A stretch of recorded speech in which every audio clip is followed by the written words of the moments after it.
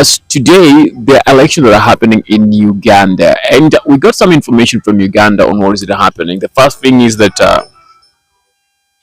the president of Uganda, Museveni, gave an order that the internet be shut. That is anything to do with internet be shut, and that is the main reason to why he did that was he never wanted, or he doesn't really want, whatever it happens in Uganda to be seen around the world.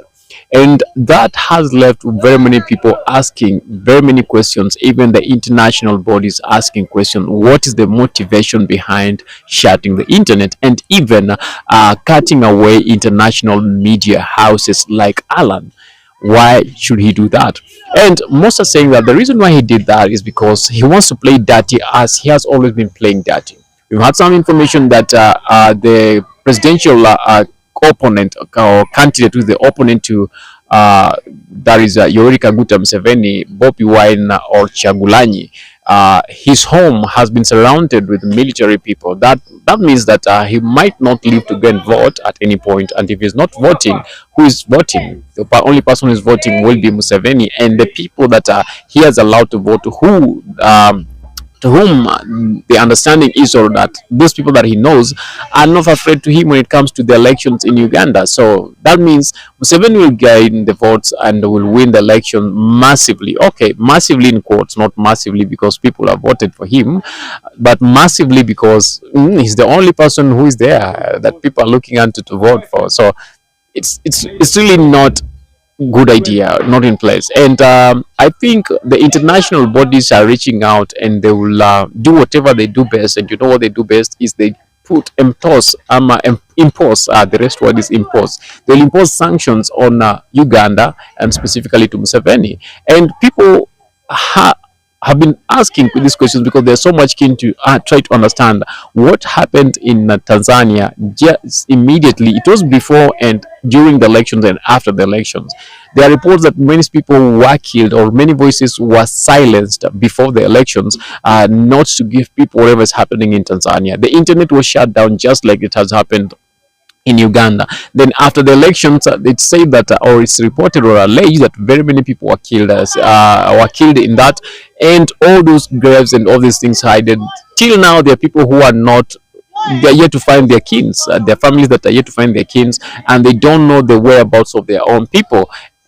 Questions are being asked. Where are these people? No one is ready to answer these questions, but we know with time the answers will be found. The same thing happening in Uganda again. Will what happened in Tanzania again happen in Uganda? Because now everyone is blind. The only people who are in Uganda to see whatever is happening is them.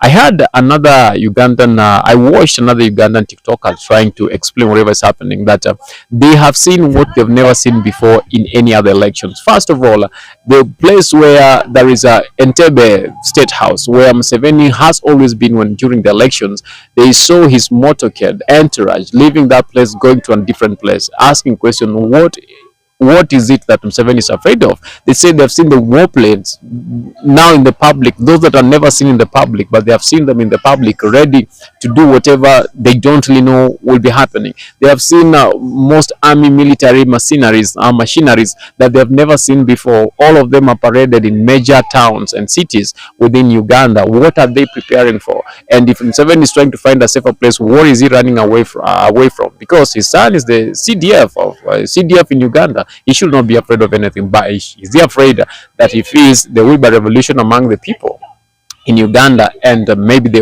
will unseat him? Is he afraid of his own life? Okay, all these questions will be answered later. That is just from what we've gathered from our online interactions with people from Uganda, and something that they have already posted before the internet was shut down. But we believe we'll get more information as we continue to get it, as the internet is opened in Uganda. But as for us, we leave it as speculations and allegations. We don't have the truth, but maybe from whatever we've said and the assumptions we've made, the truth lies somewhere.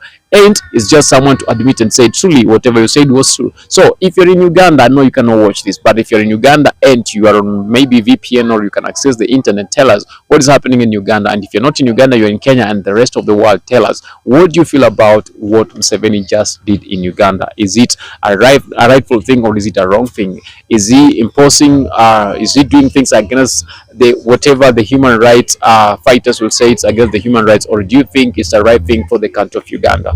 Until next time we meet, same place. It's been your host Alan Hoy.